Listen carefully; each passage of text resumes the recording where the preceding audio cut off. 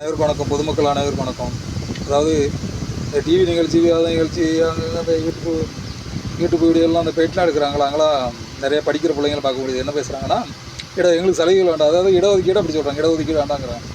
இடஒதுக்கீடு வேண்டான்னு சொல்கிறவங்க இங்கே வந்து அதாவது கல்வி சமமாக கிடைக்கணும் அப்படின்னு நீங்கள் சொல்கிறீங்க.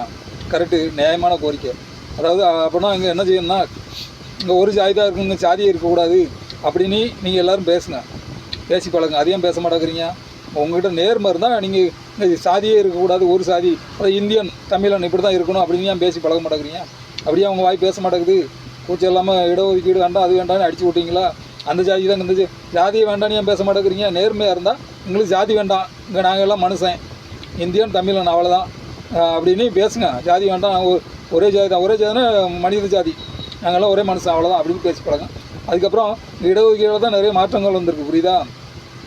அதுக்கப்புறம் இன்னும் நிறைய பேர் இடஒதுக்கீடு அனுபவிக்காமல் நிறைய நலிஞ்சு ஒடுக்கப்பட்ட நிலைமையில் தான் இருக்கிறோம். அதான் நலிந்து கிடக்கிறோம், அடித்தட்டில் கிடக்கிறோம். அவங்களுக்கு என்ன வழின்னு நீங்கள் சொல்லுங்கள்.